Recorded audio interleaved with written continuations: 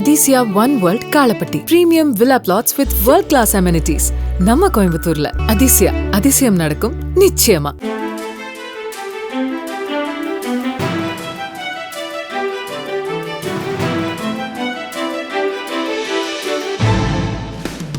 ஒரே ஒரு 5 லிட்டர் இதய மந்த்ரா கடல் எண்ணெய் பேக் ஒரு மாசம் முழுசுக்கும் அத்தனை சமையல முடிச்சு விடலாம். இதய Mantra. Sivaraj Medical Colleges, Siddha, Homeopathy, Naturopathy and Yoga. Government fixed fees only. Contact 9842721500. Chanakya நேயர்களுக்கு வணக்கம். கல்வித்துறையில் மீண்டும் ஒரு ஆக்கப்பூர்வமான விவாதத்திற்காக நம்மளோட டாக்டர் காயத்ரி அவர்கள் இணைஞ்சிருக்காங்க. வணக்கம் மேடம்.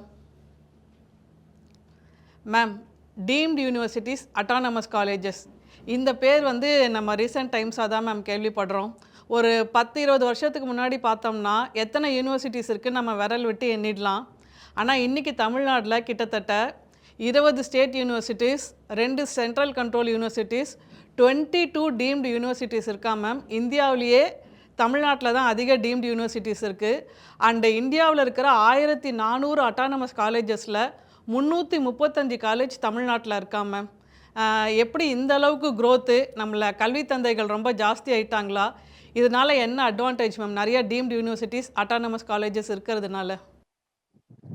இல்ல, இந்த ரெண்டுமே வேற வேற ஜானர். ஆக்சுவலி டீம்டு யூனிவர்சிட்டிஸ் அப்படிங்கிறது ஒரு காலேஜ் ஆரம்பிச்சு ஒரு 10 வருஷம் 15 வருஷத்துல அவங்க ஒரே கல்லூரி பாத்தீங்கன்னா வேற வேற இது ஸ்டார்ட் பண்ணுவாங்க. ஒரு ஆர்ட்ஸ் அண்ட் சயின்ஸ் காலேஜ் இருக்கும், ஒரு இன்ஜினியரிங் காலேஜ். அவங்களே அந்த கல்வி நிறுவனமே ஒரு ஆர்ட்ஸ் அண்ட் சயின்ஸ் காலேஜ், ஒரு இன்ஜினியரிங் காலேஜ், ஒரு பாலிடெக்னிக், அதுக்கு பிறகு ஒரு நர்சிங் கல்லூரி, மெடிக்கல், அந்த மாதிரி அவர்களுடைய கல்வியில உள்ள பல்வேறு பிரிவுகள்ல கொஞ்சம் கொஞ்சமா கல்வி நிறுவனங்களா ஸ்டார்ட் பண்ணி அதை டீம்டு யூனிவர்சிட்டி ஆக்குறது தான் அதிகமாக.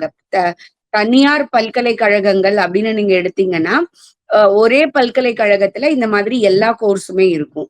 ஆனால் அரசு சைட்ல கூட டீம்டு டு பி யூனிவர்சிட்டிஸ் இருக்கு. இப்ப நான் படிச்ச அழகப்பா பல்கலைக்கழகம் முதல்ல அப்படிதான் இருந்தது. இப்ப டீம்டு டு பி யூனிவர்சிட்டி தான், ஆனால் அது அரசோடது.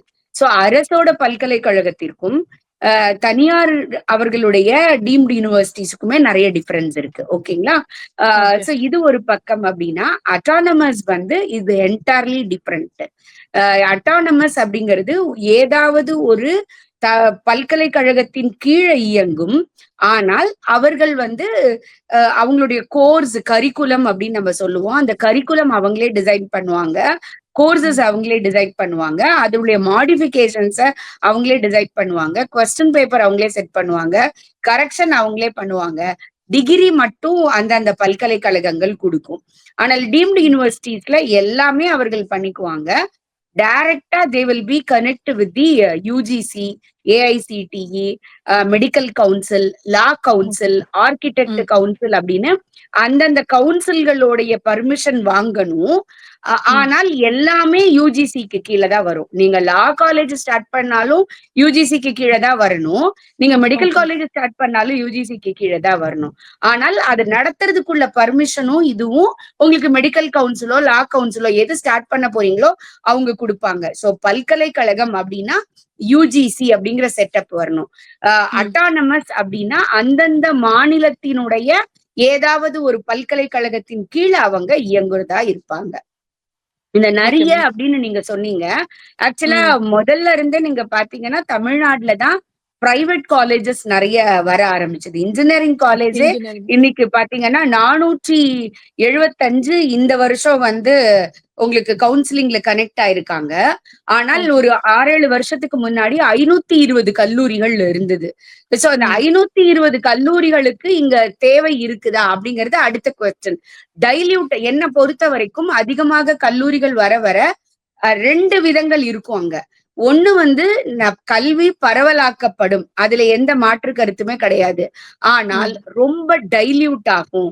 ஏன்னா நீங்க உங்களுக்கு ஸ்டூடெண்ட்ஸை சேர்த்தணும் அப்படிங்கிறதுக்காக ஜஸ்ட் பாஸ் எடுத்தா கூட நான் உனக்கு சீட்டு தரேன்னு சொல்லி அந்த பிள்ளைகளுடைய கேப்பபிலிட்டிய நம்ம புரிஞ்சுக்காம சீட்டு கிடைக்குது அப்படிங்கிற ஒரே இதை நிறைய பேர் எதிர்ப்பாங்க.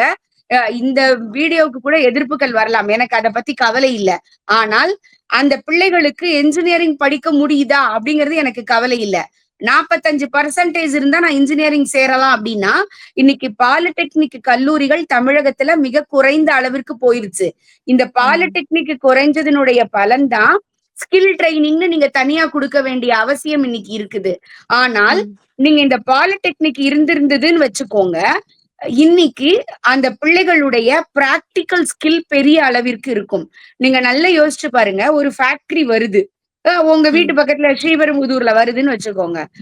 அந்த ஃபேக்டரியில ஒர்க் பண்றதுக்கு 100 பாலிடெக்னிக் பசங்க, 100 ஐடிஐ பசங்க தேவைப்படுவாங்க. ஆனால் 5 இன்ஜினியரோ 10 இன்ஜினியரோ அந்த 100 பேரை மேனேஜ் பண்றதுக்கு அதிகபட்சமாக போதும்.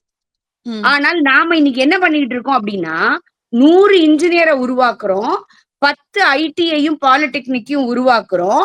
இதுல 2 விதத்துல நமக்கு இதுல வந்து என்னை பொறுத்த வரைக்கும் அதுல டிராபேக் என்ன அப்படின்னா, என்ஜினியரிங் படிச்சுட்டு அவர்கள் அந்த பாலிடெக்னிக் உடைய ஒர்க்கை செய்ய வேண்டியதும் அந்த சம்பளம் பெற வேண்டியதுடைய கட்டாயம் இருக்கு. ஆனால் பாலிடெக்னிக் நீங்க படிச்சுட்டு இன்ஜினியரிங் படிக்கிறீங்க அப்படின்னா உங்களுக்கு சம்பளம் அதிகமாறதுக்குள்ள வாய்ப்பு இருக்குது. அப்போ எதை சூஸ் பண்ணணும் அப்படிங்கிறது அந்த குழந்தைகளுக்கு தெரியணும். இன்னைக்கு வந்து ரொம்ப எளிதாக என்ஜினியரிங் காலேஜ் அப்ரோச் பண்ண முடியுது. 45% இருந்தாலும் ஏதாவது ஒரு காலேஜ்ல கிடைக்குதுங்கிறதுக்காக கல்லூரிகளும் மாணவர்களை குறி வைக்கின்றன. மாணவர்களும் அதை நம்பி ஏமாந்து போறாங்கன்னு தான் நான் பத்தி சொல்லுவேன். இது வந்து ஒரு ஒரு எந்த அளவுக்கு இருக்கணுமோ அந்த அளவுக்கு இருக்கணும். நீங்க நல்லா பாத்தீங்கன்னா உங்களுக்கு தெரியும், ஒரு டேட்டா என்ன சொல்லுது அப்படின்னா, medicine and allied health sciences வெறும் 4% தான். இப்போ ஒரு மாணவர்கள் 12th முடிச்சுட்டு வெளியில வர்றாங்கல்ல, 8 லட்சம் மாணவர்கள் ஆவரேஜா வெளில வராங்க அப்படின்னா, அதுல 4% மாணவர்கள் தான் medical and medical related course எடுக்கிறாங்க. 16% மாணவர்கள் தான் என்ஜினியரிங் ரிலேட்டட் எடுக்கிறாங்க. மிச்சம் இருக்கிற 45%க்கு மேல ஆர்ட்ஸ் அண்ட் சயின்ஸ் காலேஜஸ் இருக்கு. ஆனால் இன்னைக்கு நீங்க பாருங்க, ஆர்ட்ஸ் அண்ட் சயின்ஸ் காலேஜ் நிறைய இருக்கு. ஆனா அதுக்கு ஈக்குவலா இன்னைக்கு வந்து நமக்கு இன்ஜினியரிங் காலேஜ் இருக்குது. இதுதான் இன்னைக்கு நமக்கு இருக்கக்கூடிய அந்த ப்ரப்போர்ஷனேட் வந்து ப்ராப்பரா இல்ல அப்படின்னு தான் நான் சொல்லுவேன். இதுக்கு ஒரு அளவுகோல் இல்லையா மேம்? இவ்வளோ இன்ஜினியரிங் காலேஜஸ் தான் ஒரு ஸ்டேட்ல இருக்கணும் அப்படியெல்லாம் கட்டாயம் கிடையாது. என்னால அந்த இன்ஃப்ராஸ்ட்ரக்சரை கொடுக்க முடியுது, எனக்கு அந்த வசதி இருக்குது அப்படின்னா, அதாவது ஒரு கல்லூரி ஸ்டார்ட் பண்ணணும் அப்படின்னா அதற்கு ஒரு சில நார்ம்ஸ் இருக்கு. இவ்வளவு தூரம் நீங்க வந்து ஒரு ட்ரஸ்டா நீங்க வச்சிருந்தீங்க அப்படின்னா அந்த ட்ரஸ்ட் வந்து எவ்வளவு அமௌண்ட்டை செக்யூர் பண்ணி வைக்கணும், டெபாசிட். அந்த குழந்தைகளுடைய படிப்பு கெட்டு போயிடக்கூடாதுல. இப்ப நீங்க என்ன புதுசா ஃபர்ஸ்ட் இயர் சேர்க்கிறீங்க, 4 வருஷமோ இல்ல 3 வருஷமோ நான் படிச்சு முடிக்கிற வரைக்கும் இந்த கல்லூரி இருக்கும் அப்படிங்கிறதுக்கு ஒரு செக்யூரிட்டி அமௌண்ட். அப்புறம் இவ்வளவு லேண்ட் இருக்கணும், அதுல கிரவுண்ட் இருக்கணும், இத்தனை கோர்ஸ் ஆரம்பிக்கிறீங்கன்னா அதுக்கு இத்தனை கிளாஸ் ரூம் இருக்கணும், இவ்வளவு டீச்சர்ஸ் இருக்கணும். அப்படிதான் இருக்கே தவிர ஒரு மாநிலத்துல இவ்வளவுதான் இருக்கணும், ஒரு ஊர்ல இத்தனை காலேஜ் தான் இருக்கணும் அப்படிலாம் கிடையவே கிடையாது. அப்படி பாத்தீங்கன்னா இந்தியால உள்ள சிட்டிஸ்லயே அதிகமாக கல்லூரிகளும் பல்கலைக்கழகங்களும் இருக்கக்கூடியது பெங்களூர் சிட்டி, நாட் தமிழ்நாடு. அதை நீங்க புரிஞ்சுக்கணும். பெங்களூர் தான் அதிக அளவிற்கு கல்லூரிகளையும் பல்கலைக்கழகங்களையும் ஒரே சிட்டிக்குள்ள கொண்டு வந்திருக்குது. நீங்க இப்ப பார்த்தா நினைப்பீங்க சென்னையில காலேஜ் இல்லையா, எவ்வளவு இன்ஜினியரிங் காலேஜ் பஸ்ஸ பாக்குறோம், எவ்வளவு பாக்குறோம்னு நினைச்சிருப்பீங்க. ஆனால் உங்களுக்கு தெரியும், நீங்க இருக்கிறது ஒரு டிஸ்ட்ரிக்டா இருக்கும், நான் இருக்கிறது ஒரு டிஸ்ட்ரிக்டா இருக்கும், பார்க்க எல்லாம் சென்னையா இருக்கும். சோ ஸ்கூலிங் அப்படின்னு பாத்தீங்கன்னா திருவள்ளூர் டிஸ்ட்ரிக்ட், கல்லூரின்னு பாத்தீங்கன்னா காஞ்சிபுரம். சென்னைக்குள்ள நீங்க எவ்வளவு இருக்குது அப்படிங்கறத நீங்க பாக்கணும். சோ இந்த மாதிரி நமக்கு நிறைய விஷயங்கள் தெரியாது. ஆனா நம்ம எல்லாம் தெரிஞ்ச மாதிரியே எல்லாமே விவாதம் பண்ணிட்டு இருப்பாங்க. அதுதான் இங்க இருக்கக்கூடிய பிரச்சனை. இப்போ இந்த டீம்டு யூனிவர்சிட்டிஸ் வர்றதுனால அட்வான்டேஜா டிஸ்அட்வான்டேஜா மேம்? ஏன்னா ஸ்பெஷலைஸ்டு கோர்சஸ் நிறையா அவங்க கொண்டு வராங்க. இப்போ எக்ஸாம்பிளாக பார்த்தீங்கன்னா அண்ணா யூனிவர்சிட்டியில் வந்து மேம் இன்ஜினியரிங் கோர்சஸ் 13 கோர்ஸ் இருக்குது மேம். அதே ஒரு தனியார் டீம்டு யூனிவர்சிட்டியில் 45 இது வச்சுருக்காங்க மேம் இன்ஜினியரிங் கோர்சஸ். ஸோ ஒரு ஸ்பெஷலைஸ்டாக போனோம் அப்படிங்கிறது அப்படி பார்த்தா டீம்டு யூனிவர்சிட்டிஸ் இருக்கிறது நல்லதா மேம்? டீம்டு யூனிவர்சிட்டிஸ் இருக்கிறது நல்லதுதான். ஆனால் அவர்கள் எப்படி இயங்குகிறார்கள், எப்படி அவங்கள டெவலப் பண்ணிக்கிறாங்க அப்படிங்கறத நீங்க பார்க்கணும். இதே தமிழ்நாட்டுல 3 பல்கலைக்கழகங்கள் தொடர்ந்து வேர்ல்டு லெவல்ல அந்த டாப் பொசிஷனை தக்க வச்சுக்கிட்டு இருக்கிறாங்க, முன்னேறிக்கிட்டே இருக்கிறாங்க. 100, 50ன்னு இடம் முன்னேறி போய்கிட்டே இருக்கிறாங்க. அவ்வளவு இனோவேஷன் அங்க இருக்குது. பேட்டன் ஃபைல் பண்றாங்க. நான் இதுக்கு முன்னாடி ஒரு இடத்துல நீங்க இப்ப ரீசெண்டா பாத்திருப்பீங்க. உலக தரவரிசை பட்டியல் வந்தது. அதுல அரசு பல்கலைக்கழகமான அண்ணா பல்கலைக்கழகம் 365ல இருந்து 468 கிட்ட போச்சு. ஆனால் இங்க இருக்கக்கூடிய 3 சொன்ன தனியார் பல்கலைக்கழகங்கள்ல 100 முன்னேறிச்சு, 100 இடம் முன்னேறி போயிருக்கு. மத்த 2 பல்கலைக்கழகங்கள் அவங்களுடைய இடத்தை தக்க வச்சுக்கிட்டு இருக்கிறாங்க. அப்படின்னா என்ன அர்த்தம்? அங்க டெவலப்மெண்ட் இருக்குன்னு அர்த்தம். ஆனால் எனக்கு ஒரு சில பல்கலைக்கழகங்கள் இதே தமிழ்நாட்டுல தெரியும். எந்த காலேஜ்ல ஃபெயில் ஆனாலும் அந்த காலேஜ்ல உள்ள பசங்க டிசிய வாங்கிக்கிட்டு இங்க வந்து கண்டினியூ பண்ண முடியும். அதுக்கு கிரெடிட் டிரான்ஸ்பர் அப்படின்னு சொல்லுவாங்க. நான் ரொம்ப டெக்னிக்கலா போனா உங்களுக்கு புரியாது.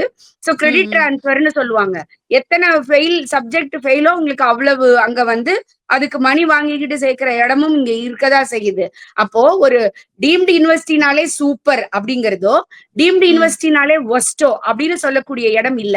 அப்ப நாம பார்க்க வேண்டியது என்னன்னா, நான் இந்த டீம்டு யூனிவர்சிட்டியில சேர போறேன் அப்படின்னா அங்க எவ்வளவு தூரம் டெக்னாலஜிக்கு இம்பார்ட்டன்ட் இருக்கு, ஃபேக்கல்டி பெஸ்ட் ஃபேக்கல்ட்டியா இருக்கிறாங்க. அதுவும் நீங்க வந்து இன்ஜினியரிங் சைடு பாக்குறீங்க அப்படின்னு சொன்னா நம்ம வந்து முக்கியமா பார்க்க வேண்டியது அவங்களுடைய ரிசர்ச் ஃபண்டிங், அவங்களோட யூனிவர்சிட்டியை பொறுத்த வரைக்கும் அங்க இருக்கக்கூடிய ஃபேக்கல்டி டாக்டரேட்ஸா இருக்காங்களா, அங்க வந்து எவ்வளவு பேட்டன் ஃபைல் பண்றாங்க, ரிசர்ச்சுக்கு இம்பார்ட்டன்ஸ் கொடுக்குறாங்கன்றது. அதே இது நீங்க வந்து மெடிசன் பாத்தீங்கன்னா எவ்வளவு பெட்டட் இருக்கு, அவங்க எவ்வளவு அந்த லோக்கல் கம்யூனிட்டிஸ் அங்க கம்யூட்டேஷன் இருக்கு. நீங்க வந்து ஒரு மெடிக்கல் காலேஜ் ஸ்டார்ட் பண்ணிருப்பீங்க, ஆனா அங்க பேஷண்டே வரமாட்டான்னு வச்சுக்கோங்க. நீங்க வந்து சொல்லி கொடுக்கறதுக்கு உங்களுக்கு பேஷண்ட் வரணும்ல. அப்போ நீங்க மெடிக்கல் காலேஜ் ஆரம்பிக்கிறதுக்கு உங்களுக்கு வசதி இருக்கும், நீங்க எல்லா விஷயங்களையும் அங்க செஞ்சு கொடுத்துருப்பீங்க. ஆனால் அங்க பேஷண்ட் வந்து போறது எவ்வளவு பேர் இருக்காங்க, ஃபுட்ஃபால் எவ்வளவு இருக்கு, அப்ப என்னென்ன விதமான நோய்களுக்கு அவங்க நிறைய ட்ரீட்மெண்ட் கொடுத்துக்கிட்டு இருக்காங்க, அதை வச்சுதான் அந்த மாணவர்களுக்கு கிடைக்கக்கூடிய எக்ஸ்பீரியன்ஸ் இருக்கு. ஏன் இன்னைக்கு வந்து அரசு மருத்துவ கல்லூரிகளை எல்லாரும் போறாங்க அப்படின்னா ஒண்ணு ஃபீஸ் குறைய, அது வந்து அதை தவிர வேற எந்த காரணமுமே கிடையாது என்னை பொறுத்த வரைக்கும். ஏன்னா நீங்க பாத்திருப்பீங்க ஒரு பிரைவேட் மெடிக்கல் காலேஜோட ஃபெசிலிட்டியும் கவர்மெண்ட் மெடிக்கல் காலேஜோட ஃபெசிலிட்டியும் என்ன இருக்குன்னு நாம சொல்லி தெரிய வேண்டியது இல்ல. ஆனால் ஏன் அதுக்கு போறாங்க அப்படின்னா ஒண்ணு ஃபீஸ் குறைய, ரெண்டாவது என்ன அப்படின்னா பல்வேறு விதப்பட்ட மக்கள் வருவாங்க, பல்வேறு விதமான நோய்களோட வருவாங்க. அப்போ உங்களுக்கு படிக்கிறதுக்கு ட்ரீட்மெண்ட் கொடுத்து எக்ஸ்பீரியன்ஸ் ஆகிறதுக்கு அது ஒரு சிறந்த லேர்னிங் பிளேஸா இருக்கும். அது அப்ப நீங்க சொசைட்டிக்கு சர்வ் பண்ணுவீங்க, அதே நேரத்துல லேர்ன் பண்ணுவீங்க, எக்ஸ்பீரியன்ஸ் கிடைக்கும். இத்தனையும் உங்களுக்கு அரசு மருத்துவக் கல்லூரியில கிடைக்குது. அப்ப இதுதான் அதுக்கு ரீசனா இருக்க முடியும். ஆனால் இதே போல தனியார் பல்கலைக்கழகங்கள், ஒரு சில மருத்துவ பல்கலைக்கழகங்கள் பாத்தீங்கன்னா அவ்வளவு பெட்டோட 150 பெட் 200 பெட் ஒரு தனி பிளாக் ஃப்ரீ பிளாக்னு வச்சு அங்க ஃப்ரீ ட்ரீட்மெண்ட், மெடிசனுக்கு மட்டும் நீங்க மருந்து கொடுத்தா போறோம், மத்ததெல்லாம் ஃப்ரீ அப்படின்னு சொல்லி கொடுக்கக்கூடிய இடங்களும் இருக்கு. அப்போ இதுல வந்து இது சூப்பர் இது ஒஸ்ட் அப்படின்னு சொல்றதுக்கு இல்ல, ஒன்னொன்னும் நீங்க பகுத்து பார்க்கணும். அது எந்த இடத்துல இருக்கு, அங்க இருக்கக்கூடிய அந்த என்விரான்மெண்ட் என்ன, அது ஒன்னொன்னும் பார்த்துதான் நீங்க டிசைட் பண்ண முடியும். இப்போ இந்த மாதிரி ஒரு கன்க்ளூஷனுக்கு வர்றது கரெக்டானு சொல்லுங்க மேம். மெடிசன் அப்படின்னு போனோம்னா நம்மளுக்கு அரசு கல்லூரிகள் தான் பெஸ்ட்டு. நீங்கள் சொன்ன மாதிரி எக்ஸ்பீரியன்ஸு, ஸ்டாஃபும் எக்ஸ்பீரியன்ஸ்டாக இருப்பாங்க. வேறாஸ் இன்ஜினியரிங் அப்படின்னு போனோம்னா அங்கே வந்து கட்டிங் எட்ஜ் டெக்னாலஜிஸ், இப்போ ஆர்டிஃபிஷியல் இன்டெலிஜென்ஸ்க்குலாம் நிறையா கோர்ஸ் வச்சுருக்காங்க. நான் சொன்ன மாதிரி 45 இன்ஜினியரிங் கோர்சஸ் இருக்குன்னா ஸ்டூடெண்ட்ஸ் வந்து மெடிசன்னா கவர்மெண்ட்டு, இன்ஜினியரிங் அப்படின்னா டீம்டு யூனிவர்சிட்டிஸ் அப்படின்னு ஒரு கன்க்ளூஷனுக்கு வருவாங்களா மேம்? இல்ல, அப்படியெல்லாம் வரமாட்டாங்க. ஏன்னா தமிழ்நாட்டுல இருக்கக்கூடிய அரசு மருத்துவ கல்லூரிகளை விட பிரைவேட் மெடிக்கல் காலேஜஸ் தான் ஜாஸ்தி. அரசுல இருக்கக்கூடிய சீட்டை விட பிரைவேட்ல இருக்கக்கூடிய சீட் தான் ஜாஸ்தி. அதே மாதிரி அரசு இன்ஜினியரிங் காலேஜை விட பிரைவேட் இன்ஜினியரிங் காலேஜஸ் தான் ஜாஸ்தி. அப்போ இது அதனாலதான் என்னப்பா இல்ல மேம், ப்ரெஃபரன்ஸ் அங்க கொடுப்பாங்களா? ஃபர்ஸ்ட் மெடிசன்னா கவர்மெண்ட், இன்ஜினியரிங்னா டீம்ட், அப்படி கொடுப்பாங்களான்னு கேக்குறேன் மேம். ஆக்சுவலா டீம்டு யூனிவர்சிட்டிஸோட அட்மிஷன் ப்ரொசீஜர்ஸே வேற. இன்ஜினியரிங்ல உங்களுக்கு இன்ஜினியரிங்கை பொறுத்த வரைக்கும் தமிழ்நாட்டுல இன்னைக்கு நம்ம வெறும் கவுன்சிலிங் சிஸ்டம் தான் ஃபாலோ பண்றோம். மார்க்கை வச்சுதான் உங்களுக்கு அங்க சீட் சேர்க்கிறீங்க. ஆனால் deemed universities they have to conduct entrance exam. Entrance எக்ஸாம பேஸ் பண்ணி தான் அங்க பண்றாங்க. அப்ப நீங்க இப்படி யோசிச்சு பாருங்க, நீட்டுக்கு இன்னைக்கு வந்து நமக்கு நீட் இருக்கு, நீட்டுக்கு இங்க என்ட்ரன்ஸ் இருக்கு, இங்க இன்ஜினியரிங்க்கு நீட் என்ட்ரன்ஸ் இருக்கு. அப்ப இந்த ரெண்டுமே சூப்பரா இருக்கணும்ல? அப்படி கிடையாது. அதனாலதான் நான் ரொம்ப தெளிவா சொன்னேன். இந்த கட்டிங் எட்ஜ்ன்னு சொல்றீங்கல்ல, இந்த கட்டிங் எட்ஜ்லயுமே எனக்கு ஒரு டிஃபரன்ஸ் ஆஃப் ஒப்பீனியன் இருக்கு. இன்னைக்கு எல்லா பல்கலைக்கழகங்களுமாக இருக்கட்டும், பிரைவேட் அஃபிலியேட்டட் காலேஜஸா இருக்கட்டும், அண்ணா யூனிவர்சிட்டிக்கு கீழே இருக்கிற நீங்க அட்டானமஸ்ன்னு சொன்னீங்கல்ல, இந்த அட்டானமஸ் கல்லூரிகளே நீங்க கோர்ஸ டிசைன் பண்ணலாம், கோர்ஸ இன்க்ரீஸ் பண்ணிக்கலாம், என்ன வேணா பண்ணிக்கலாம். அப்ப அது சூப்பரா இருக்கணும்ல? அங்கேயும் 2 விதம் இருக்குது. ஏன் அப்படின்னு சொன்னா, அங்க சொல்லி கொடுக்கறதுக்கு ப்ராப்பரா இருக்கக்கூடிய teachers. I can challenge you that minimum 75% of the engineering colleges which is in Tamil Nadu doesn't have proper technology equipments and the teaching facility for the latest courses.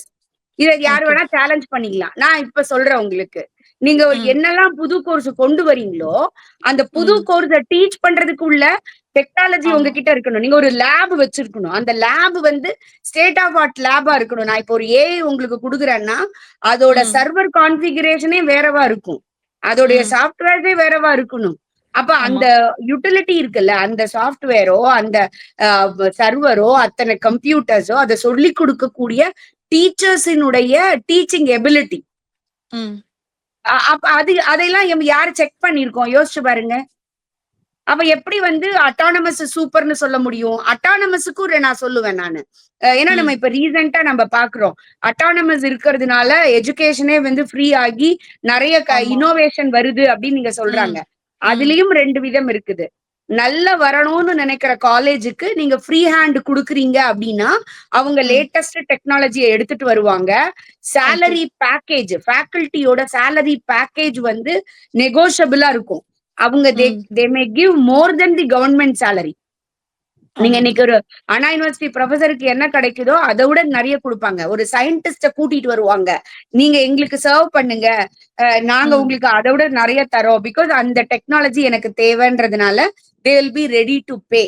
அப்படி கூட்டிட்டு வந்து ஒரு யூனிவர்சிட்டி ரன் பண்ணும், அந்த டெக்னாலஜியை வச்சுக்கும், அவங்க முன்னேறுவாங்க. ஆனால் நான் என்ன பண்ணலாம், just because I am 15-year-old college, என்கிட்ட ஃபெசிலிட்டி இருக்கு, நான் அட்டானமஸ் வாங்கி வச்சுக்கிறேன். நான் என்ன பண்ணுவேன், நீ 40 மார்க் எடுத்தா கூட என்கிட்ட வந்து சேரு, ஏன்னா நான் தான் பேப்பர் திருத்துவேன், நான் உன்னை பாஸ் பண்ணி விடுவேன். அப்ப இப்படி ஒரு கல்லூரி இருந்ததுன்னா அது எப்படி போகும் லாங் ரன்ல? யோசிச்சு பாருங்க. அப்ப இதுதான் நம்ம அட்டானமஸ் இல்லை டீம்டு வாங்கிறதுக்கு சில க்ரைட்டீரியா வச்சுருக்காங்களா மேம்? அந்த மாதிரி தொடர்ந்து அது டாப்பாக நல்லா பெர்ஃபார்ம் பண்ணுதா, குவாலிட்டியாக ப்ரொடியூஸ் பண்ணுதா அப்படிங்கிறத அனலைஸ் பண்ணி கேன்சல் பண்ணுற மாதிரி ப்ரொசீஜர்ஸ்லாம் இருக்கா மேம்? இல்லை நீங்கள் குவாலிட்டி ப்ராடக்ட் எங்களுக்கு கொடுக்கல அப்படின்னு? இல்ல, குவாலிட்டியை செக் பண்ண முடியாது. நீங்க குவாலிட்டி எதை வச்சு செக் பண்ணுவீங்க? அவங்களுடைய ரிசல்ட்டை வச்சு செக் பண்ணுவீங்க. ரிசல்ட் யாரு குடுக்குறாங்க? நான் தானே குடுக்குறேன். ஓகே, நான் தானே குடுக்குறேன். ஓகேங்களா? அப்ப நீங்க ஆட்டோமேட்டிக்கா யோசிச்சு பாருங்க. நான் எல்லாரையும் குறை சொல்லல, அதனாலதான் நான் சொல்றேன், case by case, college by college it will vary. Okay, ஓகேங்களா? சோ இப்போ ஒரு நீங்க இதுலயுமே நீங்க பாத்தீங்கன்னா, இப்போ ஒரு அட்டானமஸ் காலேஜ் இருக்கு, 15 வருஷம் ஒரு காலேஜ் வந்து ஒரு கவர்மெண்டோட ஃபண்ட வாங்கணும் அப்படின்னா நாங்க வந்து ப்ரப்போசல் எழுதணும். ஒரு எந்த டிஆர்டிஓவோ இல்ல யூஜிசியோ இல்ல சென்ட்ரல் கவர்மெண்டோட மத்த பகுதிகளோ சீடு ஃபண்ட், அந்த மாதிரி நிறைய ஃபண்ட் இருக்கு. அந்த ஃபண்ட கேட்கணும் அப்படி நீங்க இன்ஃபேக்ட் நிறைய பேருக்கு தெரியாது, ஒரு ஃபேக்கல்டி ஃபாரின்ல போய் பேப்பர் பிரசன்ட் பண்ணணும் அப்படின்னா யூஜிசியும் சென்ட்ரல் கவர்மெண்ட்டும் ஃபண்ட் கொடுக்குது. ஓகே, உங்களோட ரெஜிஸ்ட்ரேஷன் ஃபீஸ், உங்களோட அப் அண்ட் டவுன் சார்ஜஸ், அது அந்த அங்க இருக்கக்கூடிய ரெஜிஸ்ட்ரேஷன் ஃபீஸ் அவங்க கொடுக்குறாங்க. இது யாருக்கு கிடைக்கும் அப்படின்னு பார்த்தா, ஒரு காலேஜ் மினிமம் ஸ்டார்ட் பண்ணி 8 வருஷம் இருக்கணும், அவங்க இந்த கேடர்ல இருக்கணும், அப்படிலாம் நார்ம்ஸ் இருக்கு. அப்போ நீங்க 8 வருஷத்துக்கு கீழே இருக்கிற காலேஜ், இதுல இன்னுமே எனக்கு அதுல கூட ஒரு வருத்தம் உண்டு. நீங்க வந்து ஒரு காலேஜ டெவலப் பண்றதுக்காக போறீங்க, I maybe 25 years of experience, but for that college it is 8 years, less than 8 years college. அப்ப நீங்க அந்த ப்ரப்போசலை சப்மிட் பண்ணவே உங்களால முடியாது. அவனோட ஃபர்ஸ்ட் கிரைட்டீரியாவே என்ன இருக்கும் அப்படின்னா, ஒரு காலேஜ் ஸ்டார்ட் பண்ணி இத்தனை வருஷம் இருக்கணும் அப்படின்னு ஒரு நார்ம்ஸ் இருக்குன்னு வச்சுக்கோங்க. அப்ப அந்த நார்ம்ஸுக்கு கீழே நான் நல்ல எனக்கு எக்ஸ்பீரியன்ஸ் இருந்தாலும் அங்க அது ஒர்க் அவுட் ஆகாது. ஓகே. மேம் ஏன்னா அது இன்னொரு நம்ம பார்த்திருக்கிறோம். ஏன்னா நானுமே ஒரு ஒரு காலேஜ்ல இருந்து ஃபண்ட் குடுத்து அது அக்செப்ட் ஆகாம நான் ஒரு யுனிவர்சிட்டிக்கு மாறி போகும்போது அது ஒர்க் அவுட் ஆயிருக்கு. அப்போ இங்க வந்து இந்த மாதிரி நெறைய விஷயங்கள் இருக்கிறதுனால இது வந்து இப்படிதான் அப்படின்னு நம்ம வந்து ஒரு ஃபிக்ஸ்க்கு வர முடியாது. ஒரு கல்லூரிகளுடைய பேக்ரவுண்ட் தனித்தனியா வெரிஃபை பண்ணி தான் நம்ம இந்த காலேஜ் வந்து அட்டானமஸ் ஆக இருந்தாலும் நல்ல ப்ராடக்ட குடுக்குறாங்களா இல்லையா அப்படிங்கறது நமக்கு டிசைட் பண்ண முடியும். பட் பேசிக்கலி இப்போ பேரண்ட்ஸ் போகும்போது அவங்களால என்ன மேடம் பார்க்க முடியும்? உள்ள நிறைய செக் பண்ண முடியாது. அவங்க இன்ஃப்ராஸ்ட்ரக்சர் பார்ப்பாங்க. அப்புறம் கேம்பஸ் இன்டர்வியூ வருதான்னு பார்ப்பாங்க. பிளேஸ்மெண்ட்ஸ் எப்படி இருக்குன்னு பார்ப்பாங்க. அவங்களுக்கு பிடிச்ச சப்ஜெக்ட் கிடைக்குதா அப்படிங்கிறத மட்டும் தானே மேம் பார்ப்பாங்க. இவ்வளோ டீட்டெயில்டாக அவங்களால போய் ஃபேக்கல்ட்டியோட எக்ஸ்பீரியன்ஸ் என்ன, இவங்க எத்தனை பேட்டர்ன் கொடுத்துருக்காங்க, அதெல்லாம் செக் பண்ணுறதுக்கான ஆப்ஷன்ஸ் இருக்கா மேம்?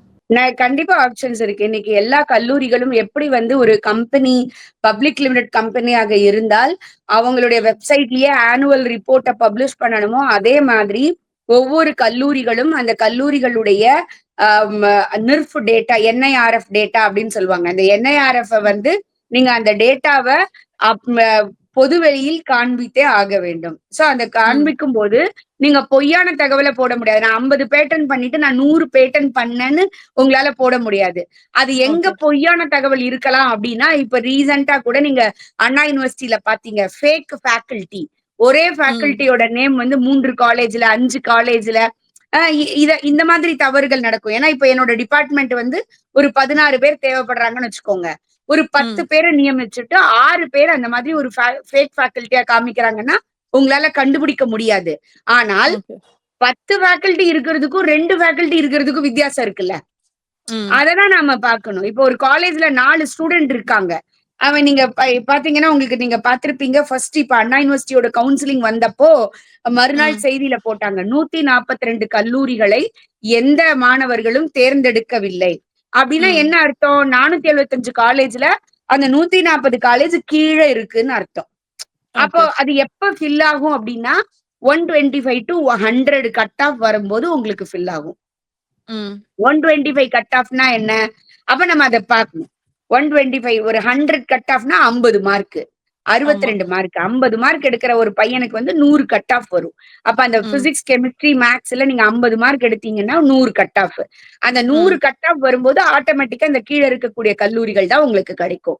அப்போ அந்த கல்லூரியில 10 பேர் செலக்ட் ஆயிருப்பான், 7 பேர் எடுத்திருப்பான். அவனுக்கு வெளியில இருந்து பார்க்கும்போது தெரியாது. உள்ளுக்குள்ள போகும்போதுதான் தெரியும் அவங்க சீனியர் 8 பேர் 10 பேர். இன்னைக்கு அதையும் பார்ப்பதற்குரிய வாய்ப்புகள் இருக்கு. அததான் சொல்றேன்.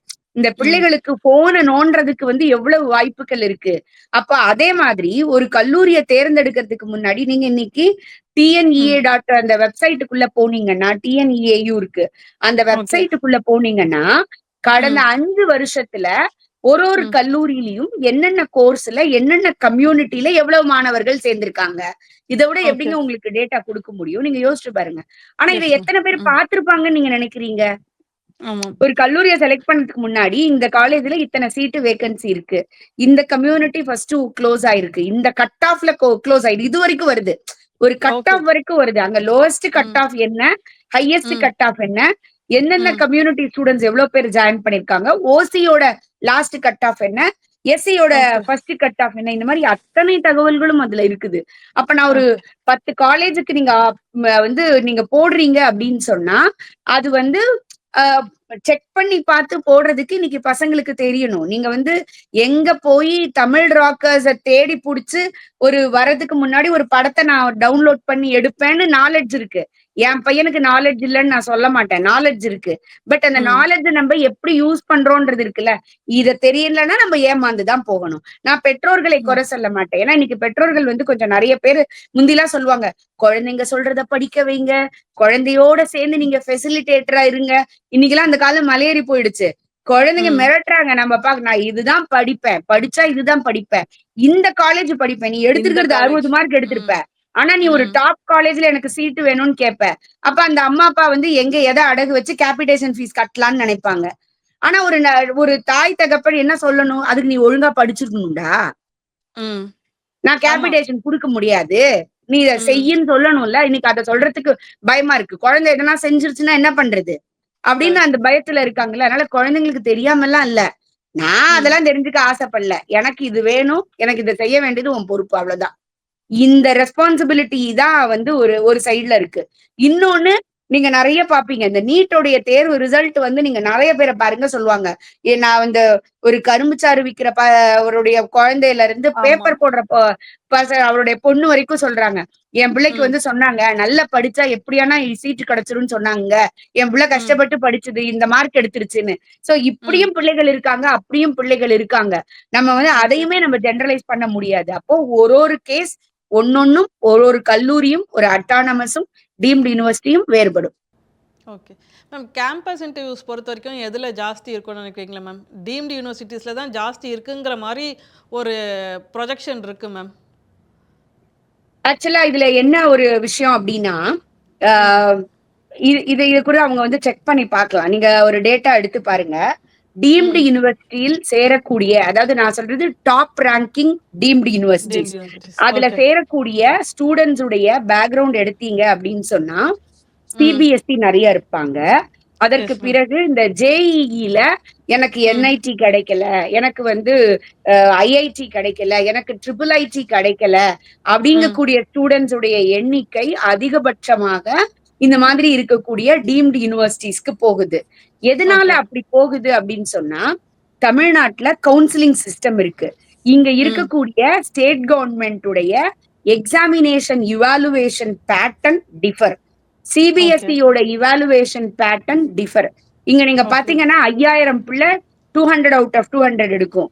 சிபிஎஸ்இல பாத்தீங்கன்னா ஒரு 100 குழந்தைங்க கூட 100 அவுட் ஆஃப் 100 எடுக்கவே முடியாது. அந்த வேரியேஷன் இருக்குல்ல, அதுக்கு வந்து இங்க ஒரு வெயிட்டேஜ் கிடையாது. தமிழகத்தை பொறுத்த வரைக்கும் இங்க இருக்கக்கூடிய அஃபிலியேட்டட் காலேஜஸ் உடைய அந்த கவுன்சிலிங்ல அதுக்குள்ள வெயிட்டேஜ் இங்க கிடையாது. So simply because of mark.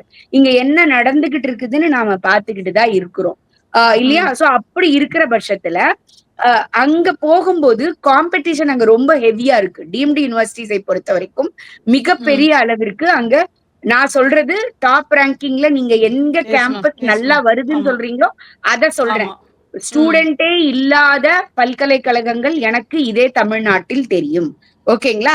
பல்கலைக்கழகங்கள் நான் சொல்றது deemed universities, private deemed universities 40% mark இருந்தாலும் வா, சப்ளிமெண்டரி எழுதினாலும் நீ வா, நீ வந்து ஜாயின் பண்ணி ஃபீஸ் பே பண்ணி எக்ஸாம் எழுது, இப்படி எல்லாம் சொல்லக்கூடிய கல்லூரிகள் இங்க இருக்கு.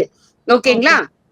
சோ அப்போ அந்த டாப் ரேங்கிங் கல்லூரிகள்ல அங்க பல்கலைக்கழகத்துக்கு போகும்போது அங்க காம்படிஷன் ரொம்ப ஹெவியா இருக்கு. ஆட்டோமேட்டிக்கா அங்க வந்து அதனாலதான் அது வந்து உயர்ந்ததாக இருக்கே தவிர, தனிப்பட்ட முறையில அங்க உள்ள ஒரு ஸ்பெஷலைசேஷனால மட்டும் அங்க இல்ல. ஏன்னா இந்த மாதிரி மாணவர்கள் வராங்க, ரிசல்ட் நல்லா வருது, அதை அவங்க ஃபெசிலிட்டேட் பண்ண ஆரம்பிக்கிறாங்க. அதாவது கோழில இருந்து முட்டை வந்ததா, முட்டையில இருந்து கோழி வந்ததா அப்படின்னு சொல்ற கணக்கு மாதிரி, நீங்க அண்ணா யூனிவர்சிட்டியில ஏன் ரிசல்ட் நல்லா வருது? நீங்க இதுல எத்தனை பேருக்கு தெரியும், அண்ணா யூனிவர்சிட்டியோட சிலபஸ் வேற, அண்ணா யூனிவர்சிட்டிக்கு கீழே இருக்கிற அஃபிலியேட்டட் காலேஜஸோட சிலபஸ் வேற. அண்ணா யூனிவர்சிட்டிக்கு ஏன் கேம்பஸ் வருது, ஏன் அப்ப அதோட மத்த காலேஜஸ்க்கு வர மாட்டேங்குது? ஏன்னா அண்ணா யூனிவர்சிட்டியில ஜாயின் பண்றவன் 199 கட் ஆஃப் 200 கட் ஆஃப்ல ஜாயின் பண்றான். இங்க இருக்கக்கூடிய இன்னொரு XNY காலேஜ்ல 45% 50% மார்க் எடுத்துட்டு ஜாயின் பண்றான். அப்போ அவங்க இன்ஜினியரிங் கிராஜுவேட் ஆறாங்க, அண்ணா யூனிவர்சிட்டியில படிக்கிறவன் இன்ஜினியர் ஆகுறான். அதே வித்தியாசம் தான் நாங்க.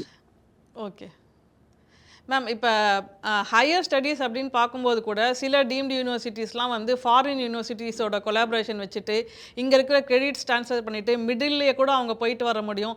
அந்த மாதிரி அட்வான்டேஜஸ்லாம் கூட டீம்டு யூனிவர்சிட்டிஸில் இருக்கிறதுனால ஸ்டூடெண்ட்ஸ் அதை ப்ரிஃபர் பண்ணுறாங்க அப்படின்னு சில பேரண்ட்ஸ் சொல்கிறாங்க மேம். இல்ல, கண்டிப்பா அப்படி ஒரு வாய்ப்பு இருக்குது. ஆனால் அந்த பல்கலைக்கழகங்கள் வந்து எந்த மாதிரி பல்கலைக்கழகங்கள் அப்படிங்கறத நம்ம ஃபாரின்ல இருக்கக்கூடிய பல்கலைக்கழகங்கள் எந்த மாதிரி பல்கலைக்கழகங்கள்னு பார்க்கணும். ஏன்னா நம்ம இந்தியால வந்து ஒரு யுஜிசியுடைய நார்ம்ஸ் படி ஒரு பல்கலைக்கழகம் அப்படின்னா இவ்வளவு லேண்ட் இருக்கணும், இவ்வளவு பில்டிங் இருக்கணும், அப்படிலாம் இருக்குல்ல. அங்க நிறைய அப்படி கிடையாது. நான் ஒரு பல்கலைக்கழகத்துல ஒர்க் பண்ணிட்டு இருக்கும் போது எங்களுக்கு வந்து கனடாவோட ஒரு யூனிவர்சிட்டியில இருந்து MOU போடுறதுக்கு வந்தாங்க. அந்த டைப் பண்றதுக்கு வரும்போது நம்மளுடைய ஃப்ரெண்ட்ஸ் இன்னைக்கு உலகம் முழுக்க இருக்கிறாங்க. அப்போ நான் அவங்க கிட்ட கொடுத்து நம்ம விசாரிக்கும் போது நீங்க நம்ப மாட்டீங்க, உங்களுடைய அலுவலக கட்டடம் இருக்கு இல்லையா, அந்த அலுவலக கட்டடத்துல 2 பங்கு அது ஒரு ம். யூனிவர்சிட்டி அங்க. ஓகே. நீங்க இமேஜின் பண்ணி பாத்துக்கோங்க. அவ்வளவுதான். ம். அப்போ நான் இத விசாரிக்க வேண்டியது நம்ப. ஆனா உங்களுக்கு பேர் என்ன இருக்கும்? So and so university Canada, so and so ஆமா. யுனிவர்சிட்டி யுஎஸ் அப்படின்னு உங்களுக்கு ஓகே. இருக்கும். இங்க இருந்து உங்களுக்கு அங்க ஸ்டூடெண்ட்ஸ கொண்டு போய் சேர்த்துறதுக்கு 30 to 40% கமிஷன் வாங்குற ஏஜென்சியையும் எனக்கு தெரியும். அப்ப நீங்க ம். ஒரு கல்லூரியோட எம்ஓயு போடுறீங்க அப்படின்னா, அது நாம்கே வாஸ்தே இருக்குதா? இல்ல உண்மையிலேயே அது நடக்குதா? அப்படிங்கிறதுக்கு டிஃபரன்ஸ் இருக்கு. ஒரு ஓகே. ப 10 வருஷத்துக்கு முன்னாடி பாத்தீங்கன்னா, ஒரு ஸ்டான்ஃபோர்ட் யுனிவர்சிட்டியும், பெங்களூர் ம். ஐஐஎம்மும் சேர்ந்து ஒரு புரோகிராம் நடத்துனாங்க. எஜுகேட்டிங் ஆன்ட்ரபிரினியர்ஸ் கோர்ஸ் அப்படின்னு சொல்லிட்டு. நான் ஓகே. அந்த கோர்ஸ்ல எனக்கு ஸ்காலர்ஷிப்ல படிக்க கிடைச்சது. அது ஓகே. ஒரு 6 மாத கால கோர்ஸ். ம். மாடியூல்ஸா நடக்கும். ஒரு மாடியூல்ஸும் 4 டேஸ் நடக்கும். நீங்க ம். இங்க இருந்து பெங்களூர் ஐஐஎம்ல போய் ஸ்டே பண்ணணும். ம். ஸ்டான்ஃபோர்ட் யுனிவர்சிட்டில இருந்து பீப்பிள் வருவாங்க. ம். ஐஐஎம்ல இருந்து பீப்பிள் வருவாங்க. உங்களுக்கு சொல்லிக் குடுப்பாங்க. ம். ஓகேங்களா? சோ ம். அந்த வித்தியாசம் நமக்கு தெரியணும். இதே இப்போ ரீசென்ட்டா ஒருத்தங்க ஒரு கோர்ஸ் சேர்றதுக்காக ஒரு பெங்களூர் யுனிவர்சிட்டில கேட்டாங்க. ம். அந்த யுனிவர்சிட்டி பேர் நான் சொல்ல விரும்பல. அந்த ஓகே. கல்லூரியில ஒரு ஃபாரின் யுனிவர்சிட்டியோட சேர்ந்து எங்களுக்கு டை அப் இருக்கு. ஒரு ம். பர்ட்டிகுலர் கோர்ஸ் நீங்க படிக்கும்போதே சேர்ந்து அத முடிச்சிடலாம். அப்போ ம். உங்களுக்கு அப்ராட்ல அவ்ளோ ஆப்பர்ச்சுனிட்டீஸ் இருக்கும்னு சொன்னாங்க. நம்முடைய ம். நண்பர்கள் அங்கேயும் வேலை பார்க்குறாங்க. நாம கேட்டேன். நீ உண்மைய சொல்லணும் எங்களுக்கு.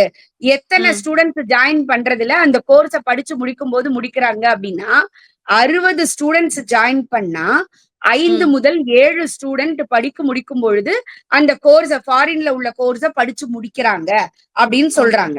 ஓகேங்களா? அப்போ ம். இந்த இந்த ரேஷியோஸ் இருக்குல்ல, இதெல்லாம் நம்ப ம். பார்க்கணும். நீங்க அதேதான் மருத்துவத்துக்கும். நீங்க அப்ராட்ல போய் இன்னைக்கு குறைந்த செலவுல மருத்துவம் உங்களால படிக்க முடியுது. ரஷ்யால எஸ் மேம். போயி, பிலிப்பைன்ஸ்ல போயி, பிலிப்பைன்ஸ். உக்ரைன்ல ம். போயி, கசகஸ்தான்ல போய் உங்களால படிக்க முடியுது. ஆனால் அங்க படிக்க முடிஞ்ச உங்களால இங்க இந்தியாவுடைய மெடிக்கல் கவுன்சிலோட எலிஜிபிலிட்டி எக்ஸாம் எழுதுறதுல அதிகபட்சமாக 12லிருந்து 17% ஒவ்வொரு வருஷமும் பாஸ் இருக்குது. ஓ! 100 பேர் எழுதுறாங்கன்னா 17 பேர்ல இருந்து ம். மேக்ஸிமம் எடுத்துட்டா கூட 20%க்கு அதிகமாகல. அப்ப அந்த ம். 80% மாணவர்களுடைய கதி என்ன? இன்னைக்கு நம்ம ம். இதுவரைக்கும் நம்ம அத பத்தி அனலைஸ் பண்ணியிருக்கிறோமா? அதுதான் இங்க இருக்கக்கூடிய பிரச்சனை. இப்ப ஃபாரின் ஃபீஸ் கம்மி அப்டின்ன உடனே நம்ம போய் சேர்க்கலாம்னு நெனைக்கிறோம். இல்ல ஒரு டை அப் இருக்குன்னா சூப்பரா பண்ணலாம்னு நெனைக்கிறோம். ஆனால் அந்த ம். டை அப் அப்படிங்கிறது பேச்சளவுல இருக்கா? உண்மையிலே நடைமுறையில சாத்தியம் இருக்கா? இந்த ம். கோர்ஸ் இங்க படிக்கிறதுக்கும், அங்கக்கு எவ்வளவு செலவாகுது? இது எல்லாமே நாம உள்ள போனதுக்கு அப்புறம் தான் நமக்கு தெரியும். இதெல்லாம் ஓகே. கவனமா வச்சு தான் ஒருத்தர் அந்த கோர்ஸ செலக்ட் பண்ணணும். ஸோ இப்போ ஒரு ஸ்டூடண்ட் நல்ல மார்க் வாங்கியிருக்காங்க அப்படின்னா, ஃபர்ஸ்ட் அவங்க பார்க்க வேண்டியது அந்த காலேஜ் அவங்களுக்கு தேவையான சப்ஜெக்ட் எந்த காலேஜில் பெட்டரா இருக்கோ, அண்ட் டீம்டு யூனிவர்சிட்டியோ, ஸ்டேட் யூனிவர்சிட்டியோ எங்க better facilities, better faculty, better campus இது எல்லாத்தையும் அவங்க இப்ப இருக்கிற ஆன்லைன் இதில அனலைஸ் பண்ணி, அதுக்கப்புறமா ஜாயின் பண்றது பெஸ்ட் இல்ல மேம். இது, அது 2த்துலயும் நம்ம பெஸ்ட்ட பார்த்துட்டு ஜாயின் பண்ணணும். இதுதான் பெஸ்ட்ன்னு ஒரு கன்க்ளூஷனுக்கு வர முடியாது. கண்டிப்பாக. ரொம்ப சரியா சொன்னீங்க. எல்லா ஓகே. இடத்திலயும் தனித்தனியாக நாம செக் பண்ணி, வெரிஃபை ம். பண்ணி, அதற்கு பிறகு செலக்ட் பண்ணுவோம். ஏன்னா இது நம்மளுடைய லைஃப். அதுதான் நாம பார்க்கணும். நம்மளுடைய லைஃப், ம். நம்மளுடைய கெரியரா அது மாறப்போகுது. அதுல ம். நாம கவனமா இருக்கணும். ஓகே. Okay ma'am. ரொம்ப யூஸ்ஃபுல்லான இன்ஃபர்மேஷன் சொல்லியிருக்கீங்க மேம் ஸ்டூடண்ட்ஸ்க்கு. இவ்வளோ நேரம் உங்களோட நேரத்த செலவு பண்ணதுக்கு ரொம்ப நன்றி மேம். தேங்க்ஸ்.